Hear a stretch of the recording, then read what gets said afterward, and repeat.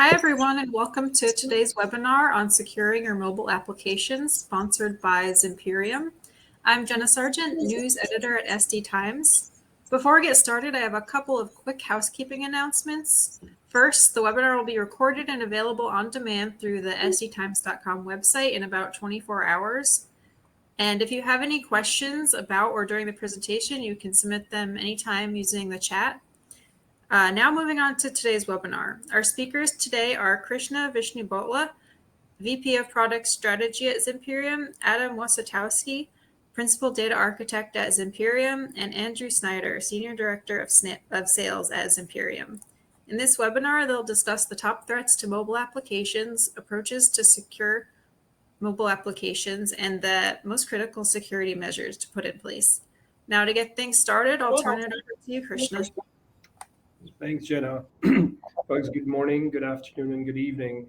I feel like mobile applications and mobile devices don't need any introduction, right? Personally, I think I'm already at 125 apps on my iPhone, and it seems ever increasing. But the interesting thing that most of us don't get to see is really what's driving the popularity of mobile, right? How big and how much momentum is behind the mobile ecosystem, right? So if you think about mobile apps specifically, right, there are over 3 billion smartphones and over 200 billion app downloads, which is incredible, right? In just 2020, a lot of apps, right? Every day I feel like I'm updating the apps on my phone. So mobile apps are very frequently updated. A lot of new features coming in, a lot of new gestures. I think app developers are starting to use more features on the phone to make it cooler, more interactive, and to give us an immersive experience with our mobile apps, right? Also, if you look at the number of developers, right, I think the last stat that I saw, there are about 26 million developers worldwide, and 4 million of them are just in the United States. I think the actual global number is somewhere between 6 and 7 million and growing rapidly, right? A lot of developers who used to focus on mobile and desktop apps are surely migrating to mobile because of the popularity and the reach that mobile has achieved. The big thing, most of you know if you have subscription-based apps on your phone, is the monetization models behind these apps have come a long way, right? Everything is one click. The way we subscribe to a service on our mobile phone, the way we pay in-app, they've just made it so seamless, right, that we consume that way. That's our preferred way of consuming things. And if you see the revenue from this apps, it's almost hitting $1 trillion, right? So there's a huge monetization model. Now, if you take a step back and say, who's developing these? Obviously, there is demand, so there's a lot of supply, and what we're seeing even in the enterprise market is there's a lot of onboarding. People are trying to hire, companies are trying to hire mobile developers, right?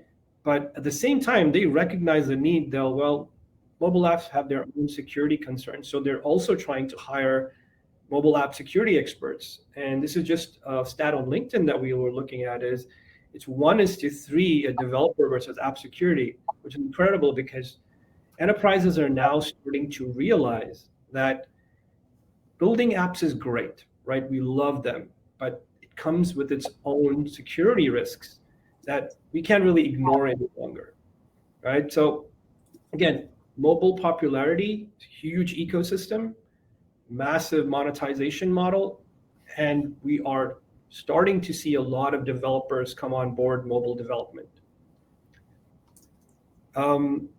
So, we went ahead and did some research. So over the last 12 months, we looked at 1 million applications, right? We scanned plenty of applications as part of our platform, and we looked at 1 million applications and said, well, we all know mobile apps are amazing, but where do we think are the big security gaps, right? And there were 4 that kind of stood out to us. One, as you can see on Android and iOS, right, runtime protection. These are where people are writing fantastic apps and building fantastic apps, but not necessarily securing their software, right? Which in today's world is considered IP.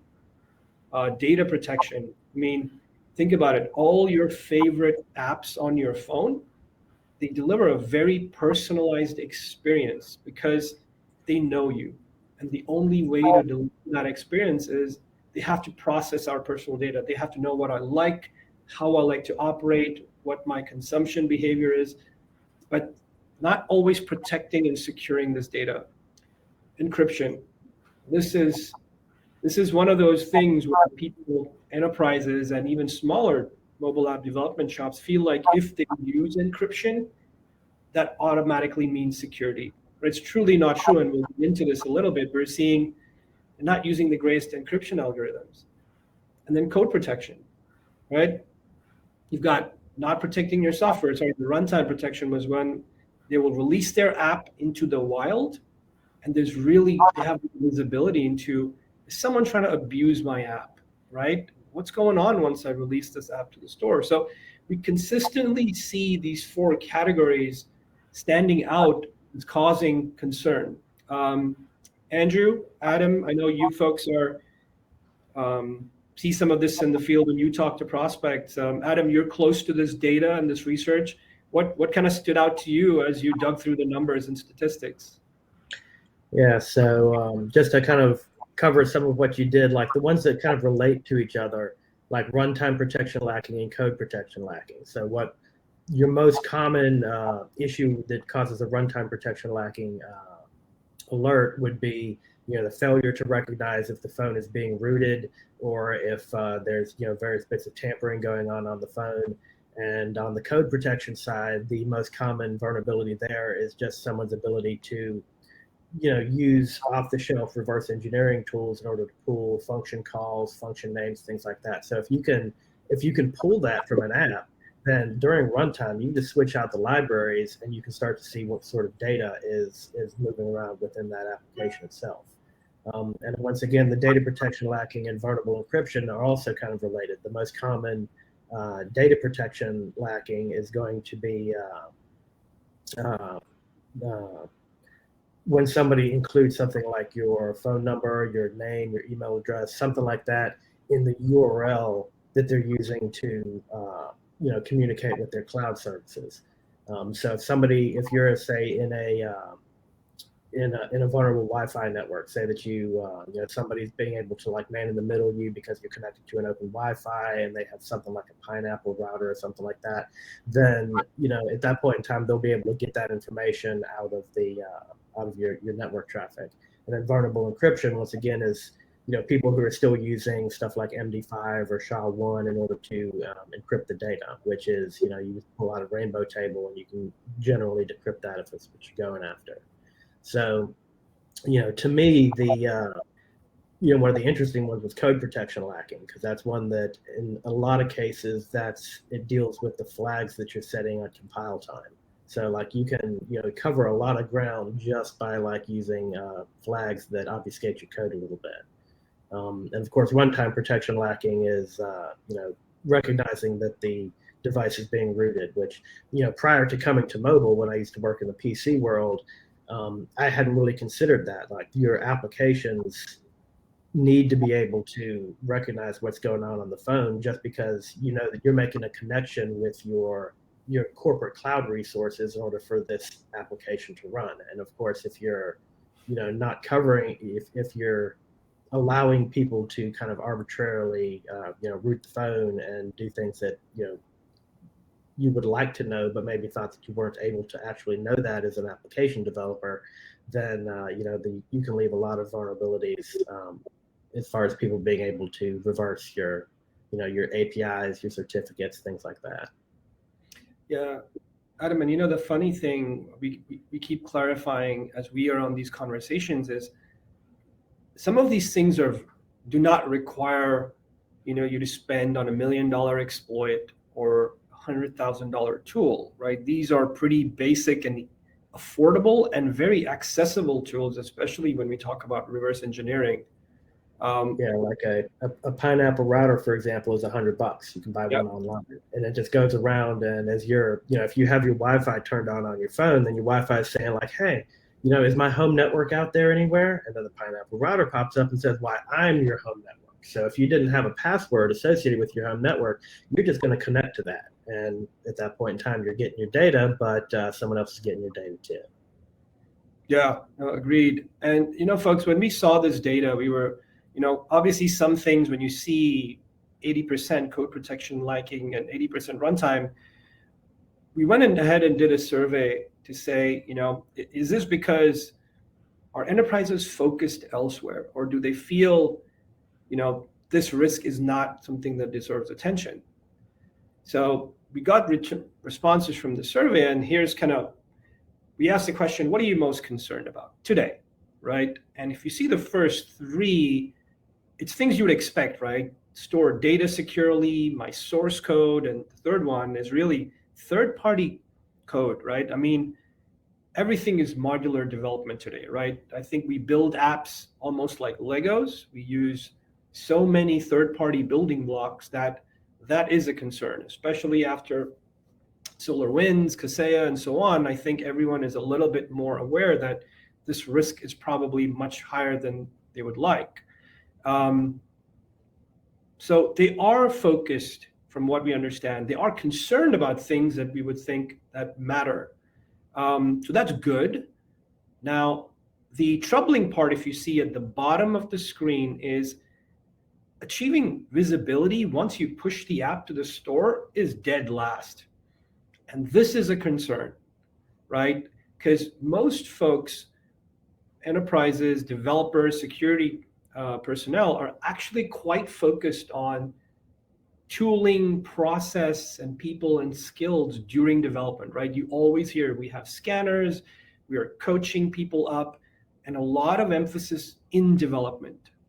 But what happens once you push the app to the store? Do you know if someone's trying to download, reverse engineer, tamper, abuse?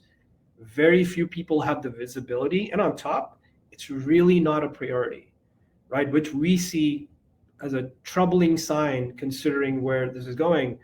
Andrew, I know some of these in this, there's some things that stand out to you. Anything that you would say on what we're seeing from the survey? Yeah, absolutely. Hi, everybody. I've been in the AppSec world for a number of years, and yeah, some of these are kind of the basics. And at least as an organization, we're always trying to raise the table stakes for sort of normal. And now here in 2022, we certainly think, well, yeah, a top concern should be ensuring secure data and that things can't be stolen. And there's a balance here where our customers, a lot of times, their developers don't want to be security experts, but they know they need to both hit their time frame and their targets, and yet they shouldn't leave themselves wide open to exploit. So there's this balance here, and that's one of the places that we sit. But Christian, you make a good point that a lot of effort is put in the CI/CD timeframe, in the secure application development lifecycle, getting something to release, ticking the box, and as I put it, sort of throwing it out into the universe. The real challenge, the actual business value, a lot of times is that bottom one of, well, what then, right? Right then, many developers or many companies are in react mode where, well, I guess we're fine unless we're exploited, or I guess we're fine unless we get tickets or we get reported or something bad happens. And certainly the technology exists where you can have self-aware apps that can react to attack and or respond to some system to give awareness to that business. Now, talking a little bit about something that Adam just said when we did the scan of 1 million apps, and obviously those 1 million apps, some are really high value banking apps and some are free games. And so there's a scale of cares that different companies have. And so some of them are like, we don't care if you get broken. We just want to be out there and have lots of customers or make a game. Some companies care a lot and are willing to learn more about how they can have an effective security posture for their app on a device, things like that. And at least in terms of best practices, some of what we're going to talk about in the next couple slides are, what kind of is the current state of play? What should you be asking your security vendors? What assumptions should you be making about your app once it's released? And all of this stuff is important. It tends to be differently important for different companies.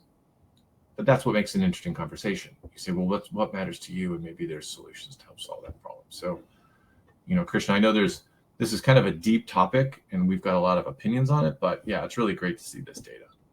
Yeah. And Andrew, you're absolutely right, folks? And, the other part of the survey that we did is we fully recognize that enterprises understand the risks, right? Priority is different, like Andrew said, depending on how these risks affect your business model, but they are aware, right? And then we wanted to ask them the question, if you are aware and we're concerned about the right things, then why haven't everybody done something about it, or to the extent that you would think they would? And this is what came back from the survey. And not fully surprising, to be honest, right? Look at some of the biggest concerns of what they're seeing out there. User experience suffers. And we know in mobile, this is a big no-no, right? Everything in the mobile platform is all about convenience and user experience or immersive experience. So it's always going to be user experience first, right? I know we hate it, but that's how it is. Slows down our development. This is interesting to us because when we had some conversations, we were like, the entire market, if you see some of the most security markets are always advertised as, oh, we help you go faster. But what some of the enterprises are seeing is it helps us go faster, but some of these things take too long, right? It takes too long to embed security. The scans take too long and are slowing down development, right? Most companies we deal with are in some stage of their DevSecOps maturity, right? So there's a lot of workflow automation, CI/CD, and they are trying to integrate a lot of tools via APIs and scanners and free scanners and paid scanners and so on. But the time it takes for these tools to do what they do sometimes takes too long, right? So that's another practical concern they've expressed. Significantly increases app size, right? In app security, this is almost the first question we get, right? Being in the space is, are you going to bloat my app, right? And it's important because most of the Fortune 500 customers who have, business critical mobile apps are also global, right? Work in multiple companies where you don't always have the luxury of 5G, 4G, 4 LTE. Sometimes it's 3G, sometimes it's 2G. So they want their app to be easy to download no matter where you are because there's a market they're trying to penetrate, right? So app size becomes a concern. And then difficult to use, right? This, I think, if you're development, trying to instrument your code, put in a library and all that, you want it to be as plug and play or some form of a UI driven as possible. So we absolutely understand these challenges. And this is something we talk to our customers all the time, right? So it makes sense as to why we are in the state that we see. On this slide, the answer to those questions is, well, yes, on all of these. But it also, I like to use the word can. It can suffer. It can slow down the development process. And it can do the other things as well. The key here to keep an eye out on, and with talking with vendors that you might be interested in working with, is, are you kind of a one size fits all sort of solution, like the big easy button, like protect my app, boop? Or is it, do I have the flexibility to do what I know I need to do because I know my app code the best? Because a poorly implemented mobile app security solution will give you all of these, likely. A well-written one or well-designed one that's in sort of the mindset of how things actually work doesn't mean you hit these challenges. It means you manage them based on your posture and requirements. Yeah, a great point, Andrew. So, if we just kind of summarize, right, we see there are certain areas of high risk.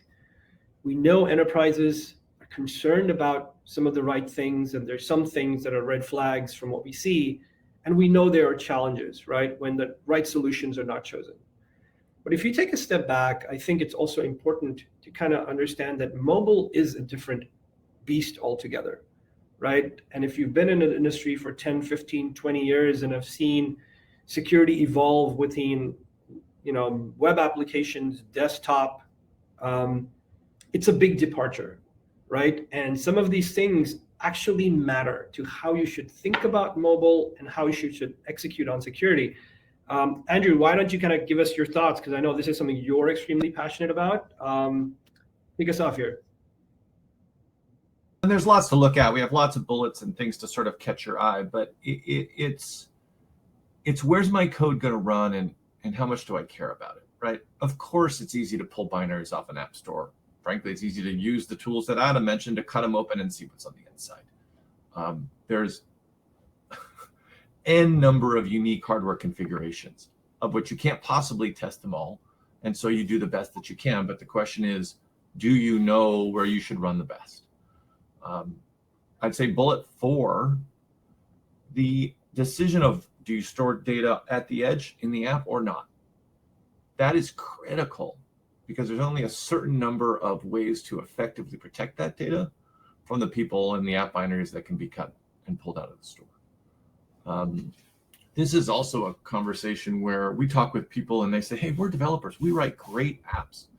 What we aren't are cryptographic security architects that know how to protect mobile at rest, in motion, over the network. Like that is maybe not their skill set. And so in that case, that's where you engage with a company that says, we are expert in this place. We don't know how to write great apps, but boy, do we know how to protect them and let you do your business effectively.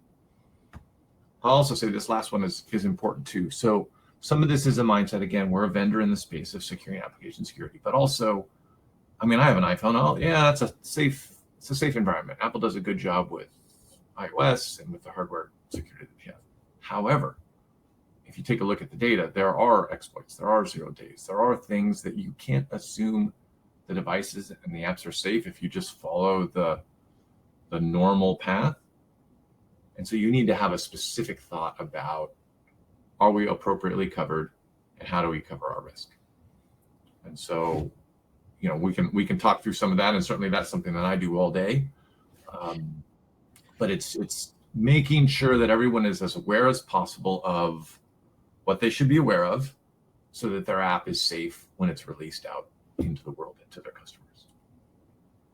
Yeah, no, I agree, Andrew. The other thing, and we see this in a lot of enterprises, because mobile is different and, there is a gap in expertise, skill set, they are trying, no matter how many AppSec, personnel you hire, they're not going to be able to support all development projects, right? Because it's probably 1:10, the ratio of an AppSec person trying to support a developer.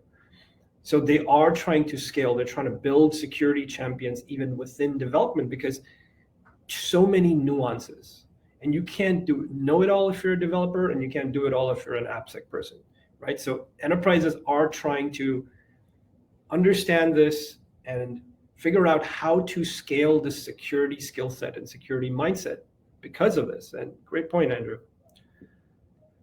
So, mobile is different, but then, the big part we wanted to talk about was, 5 best practices. But rather than talking about tools and what to do, what we thought we would do is we will talk about some fundamental beliefs that we're seeing sometimes become crippling for security. Right? We talked to a lot of enterprises.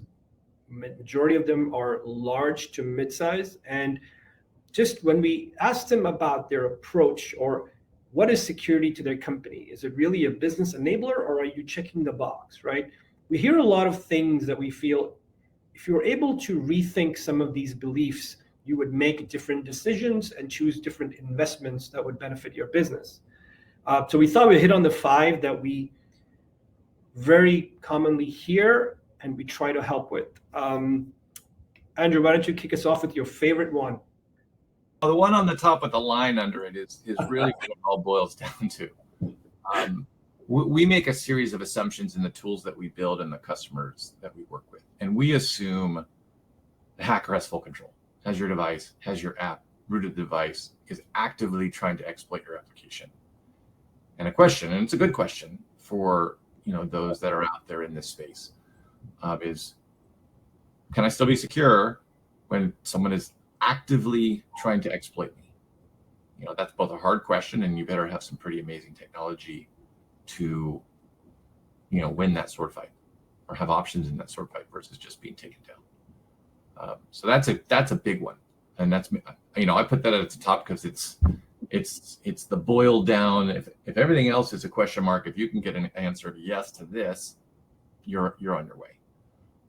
Some of these other things are, you know, like Adam was saying, it's trivial to download a tool that can cut an app open and reverse engineer it. Some of the initial goal, if you say, well, I kind of have a valuable app, but it's not really, really valuable. So try to narrow the universe who can effectively break your app, right? In my mind, there's certain stages of hacker where there's a very clear line between like, oh, just people that are out trying to break stuff for fun or for money, and things like nation states, right? Like that's a whole different ball of wax. But your goal is to, again, appropriately create a posture that fits your need.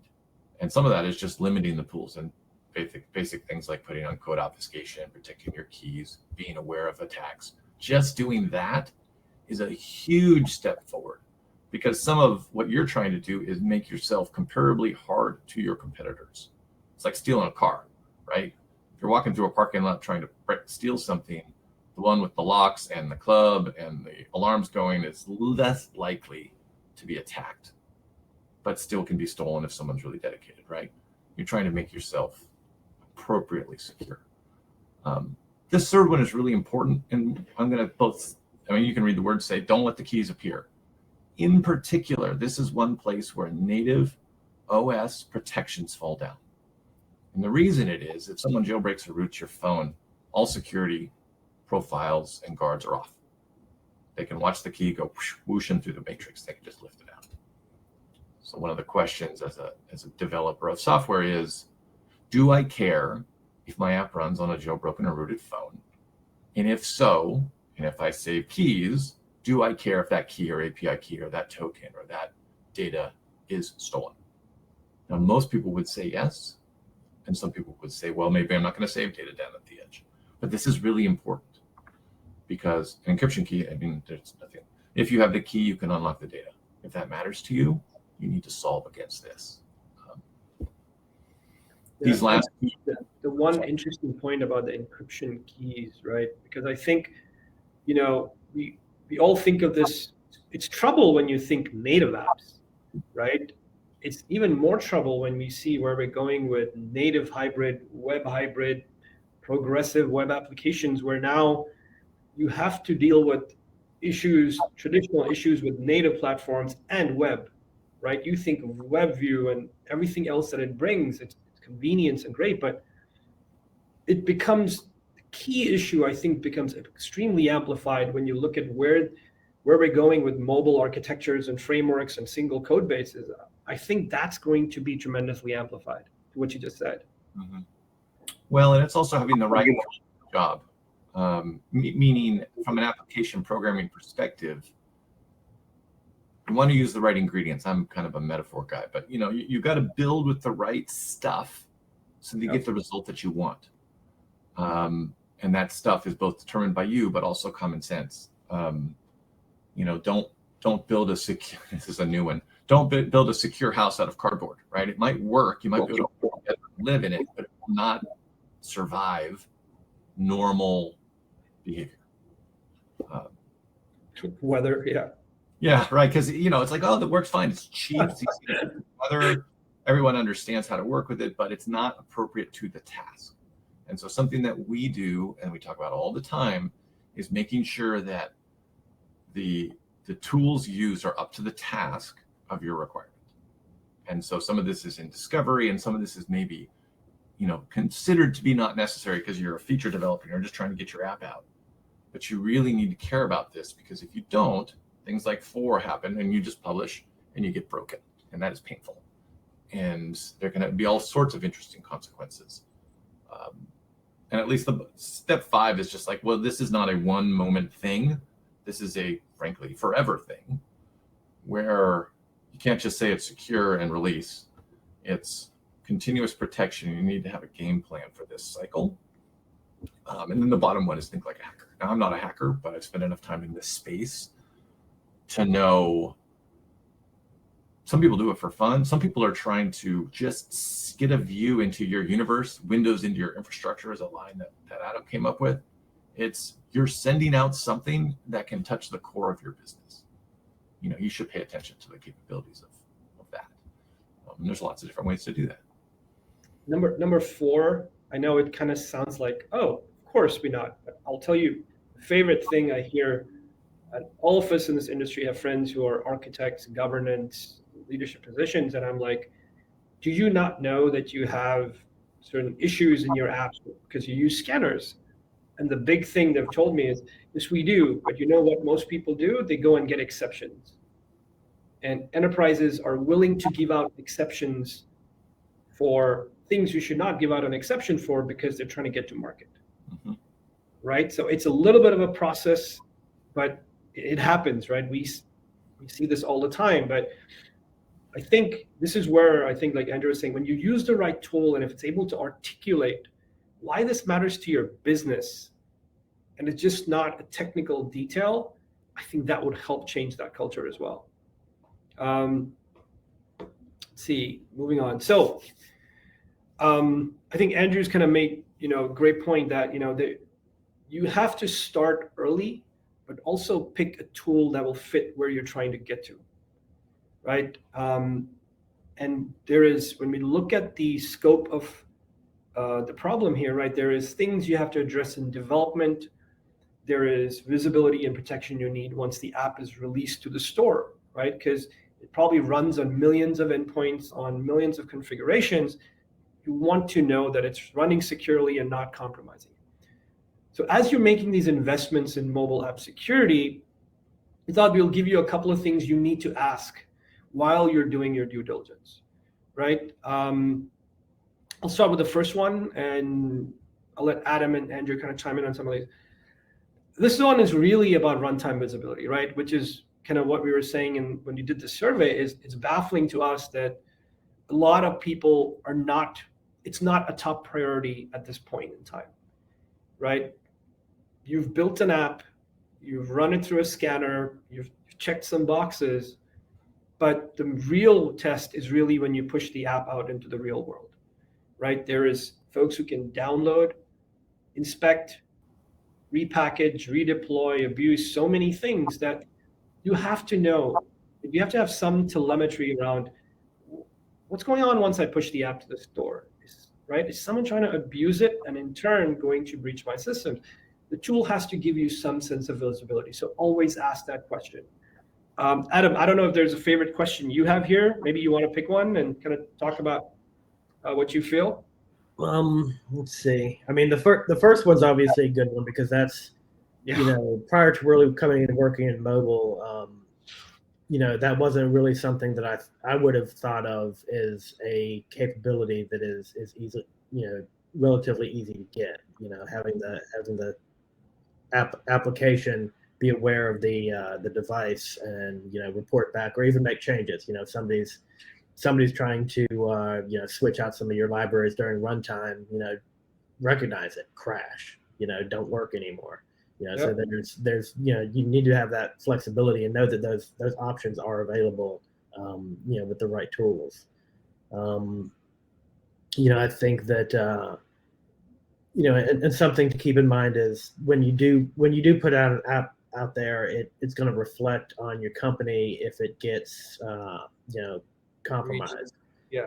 So there's I guess a recent thing is some of the protests in Canada, and that there was an app that was associated with collecting some of the money for that, and within that app hit the headlines the next day. Somebody had already breached that app. They were using S3 buckets with no password. So there's all the data right up there in the cloud. It had been that way for years, and just nobody had really noticed because it wasn't they weren't in the middle of a kind of a global event where people actually paid attention to their app.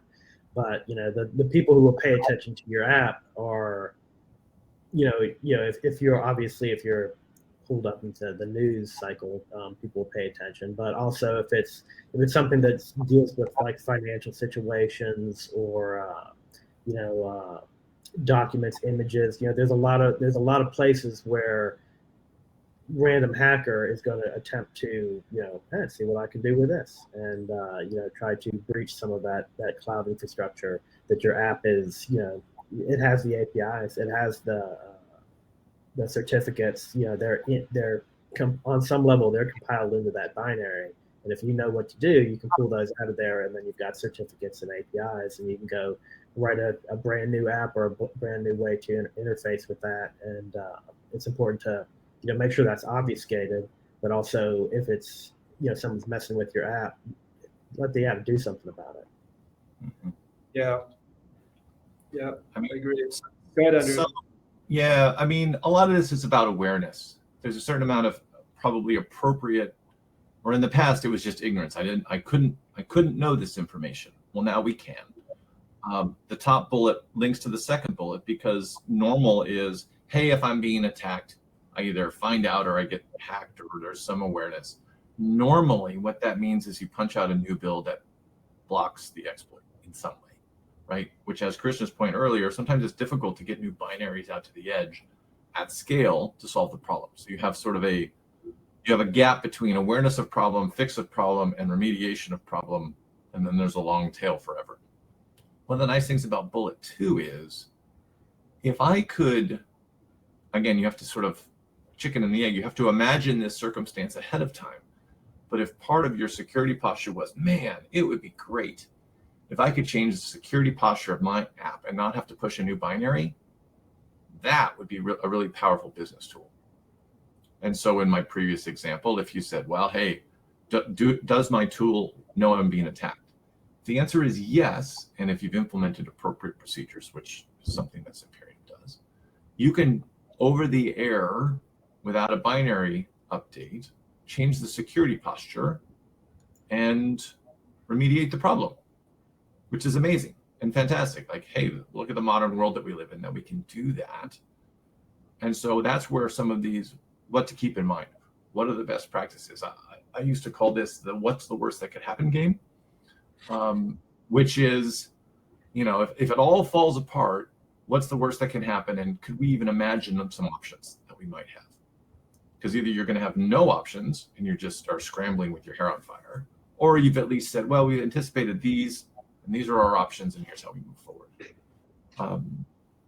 I'd also say, I like this bullet 4. Do I need network connectivity for security? And the reason I like that is a lot of security awareness is signature based, or someone has found a snippet of a particular kind of exploit, and some engine looks for that snippet or shape, and then they react.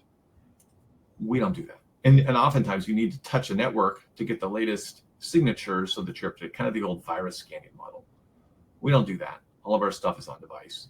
So there's a awareness engine that doesn't need to have network connectivity for your app to still be self-defending. Imagine in sort of a protected box with no network access, and that's where they're trying to break you. You still continue to be secure. And there's lots of details that we could talk on each of these, but Christian, I'm not sure. Do we have another slide, or is this the last one? Just the last one.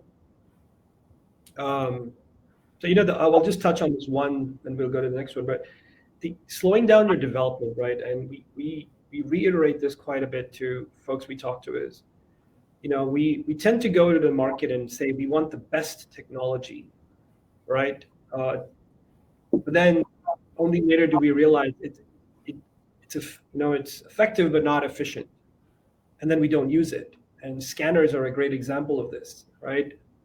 There are scanners that will find a ton of things, but they'll take 8 hours to run. And developers are like, so I can't wait. Because it takes that long, I will not use it when I check in code, merge code, right? So it creates a practical problem when things can't keep up with your development velocity. Something very important to keep in mind is it might be effective, but then can it keep up? Will it fit into what you're trying to do and the pace you want to try to run? So making sure it's practical is really important. So a little bit about Zimperium, and we're talking about mobile app security for the most part. So really what we do is two things. One, we secure mobile devices, and on the other, we actually help other enterprises build secure and compliant apps, right? A lot of our stuff, as Andrew mentioned, is based on-device machine learning, right? So when we talk about our endpoint capabilities, we're trying to protect mobile devices from, device, network, application, and phishing, because these devices need to securely access an enterprise, right? It's part of your zero trust story. Is enterprises are saying, before I give access to my mobile device, I want to make sure it's healthy. And that's what we're helping them do. We're helping them determine in real time if the mobile device is healthy. On the application security side, a lot of what we talked about is, how do we make sure you can build a secure and compliant application that can run outside your perimeter on so many hardware configurations? When the attacker controls the environment, how do you know it can run safely and protect your business, right? So the two things that we do as a company. And in the app security space, like we said, right, there are risks that emerge in development and there are risks that emerge in runtime. And we're trying to help enterprises address both of these, make them aware of them, and also put in appropriate protection, right? So that it does not hamper what the tool is, what your mobile app is essentially trying to do, right? So in essence, we're trying to get them to believe security is truly a business enabler when you choose the right investments. Andrew, any closing remarks? Talk through it. Obviously, we've got products that could be interesting for your environment. One of our goals as a business is not to just have a solution, it's really the solution, right? So there's a number of different pieces that interlock or can be, implemented individually. But this, again, comes back to the conversation. What is it that matters to you? And here's a variety of ways that you can likely make improvements in your mobile security. And, of course, we'd be happy to talk with you or folks that you work with if this is something that you wanted to pursue more. Absolutely. Sure. Folks, any questions? Jenna, I don't know if you see any questions in the chat, anything we can help answer? Yeah, so you talked a little bit about some of the mitigations that people could do. Do those impact things like user experience, development process, app size? Great question. Andrew, do you want to talk about the performance tuning of our? Well, and I'll even say mitigation from the customer perspective. So if I'm literally holding in my hand my phone and there's something bad and the app becomes aware, the developer can decide to either crash the app or present something to a user or instigate some sort of second level, like step-up authentication requiring, say, two-factor authentication to log in, right? So can you do things? Sorry, I think of it as like an if-then. If everything's great, then you don't show anything. If everything isn't great, then you show something and give options to the users, or don't give options to users based on your security posture. And so you do have the ability to help keep your app functioning appropriately with the customer, as well as if you see something that is critical, you can just bring it down and say, I'm sorry, we're not able to run in this sort of environment. Yeah, and the other aspect I know is, all this security comes at a cost, right? And it's typically in size and performance. But as Andrew mentioned, there's no one size fits all. But our in-app protection allows you to tune for that, right? You can kind of choose what is that right balance between user experience, performance, and security for what you're trying to do within your app, the type of data. If it's streaming, it's one type of requirement. If it's more banking, then it might be a different type of requirement. But we allow you to turn the dial to what best fits your need. So I think that's something fantastic as well in the platform. Any other questions? There is certainly flexibility, and Terry just asked a question. I just asked him for a little bit more detail. But one of the things, and actually he raised an interesting thing. You build a binary and it's locked in, And again, you release it to the universe, and then all the things start to change. The handsets change, the OS changes, security patches and release gets changed. There's constant change. And so part of everyone's plan is, well, how often do I release new builds in anticipation of not being able to waterfall a build every 6 months or every year? And yet, with all of that change, that's why you need more than just sort of a push button security and then hope it's okay. This is part of a continuous build and development process. And at least with regards to sort of Terry questioned of, in Android, how do patches play a role in mobile security? Generally, patches fix bugs or upgrade or sort of lift all the boats of the appropriate security for things to run. Fixing bugs is good, but that's also where, you've got to be able to be testing that in your universe. And sometimes people like Google will take away,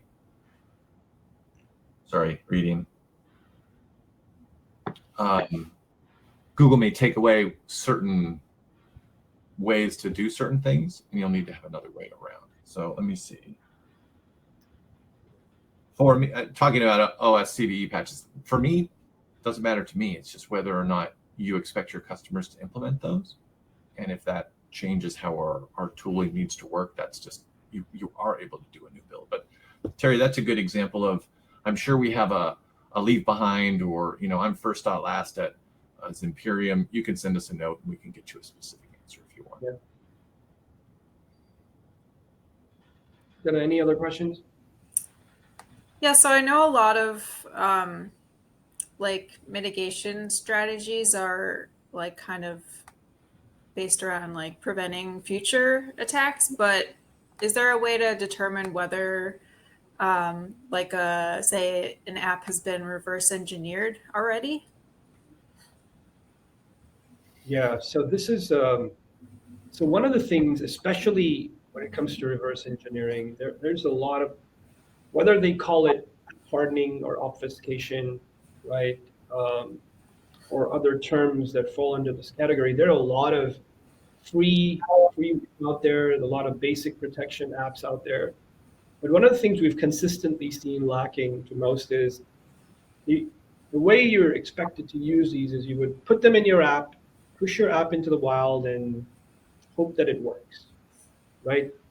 Because you're not getting any feedback from the security instrumentation in the app to say, oh, I'm seeing that this app is running on a jailbroken device or on a device that has an operating system that has critical vulnerabilities, right? There is no feedback coming back. But then we do have that type of tooling is once you do package it up, right, and you push it out, it will tell you where are you running? Are you running in a trusted environment? Are you running in a hostile environment? Someone just try to tamper or bypass something, right? So we do have that capability where the app developer and security folks are getting some feedback from the app, especially when someone's trying to abuse or exploit it. And that's a good, again, chicken and the egg. If there's existing apps out there and you're like, I don't know, I wonder if I've been reverse engineered. If you don't have that awareness, or you don't have an infrastructure piece that your apps touch, where you can try to validate that the incoming requests are legit, you may not have that level of awareness. And so if the business says, geez, it would be nice if we could have this level of awareness, that's where you could put in, mutual authentication from the edge to the cloud, or you could put in something like ZDefend, which is exactly what this does. There are ways to upgrade the expectations of the business in mobile so that you can get this new information and then do something with it. Thanks, Andrew. Folks, I know we're almost at time, and Jenna, any other questions, or are we okay? I haven't seen any others in the chat, so I guess we can just wrap things up here. Thanks for having such a great talk, and thanks to Zimperium for sponsoring the webinar. If anyone wants to watch the replay, it'll be up on the website in about a day. Yeah, folks, if you have any questions based on what you heard, info@zimperium.com. You can shoot us a note. Andrew and I and Adam are on LinkedIn as well. There is an asset. Jenna, do you want to just quickly touch on the asset that will be made available to them? Oh, yep. If you go to the handouts tab, there's a PDF that you can download. It's a guide to securing mobile apps. Folks, please, if you have a couple of minutes, please do take a look at it. I think it has some very fundamental but beneficial information to make sure you folks are headed in the right direction and get started off the right way for starting something new. So thank you everyone for your time. Absolutely. Thank you. Thanks, everyone.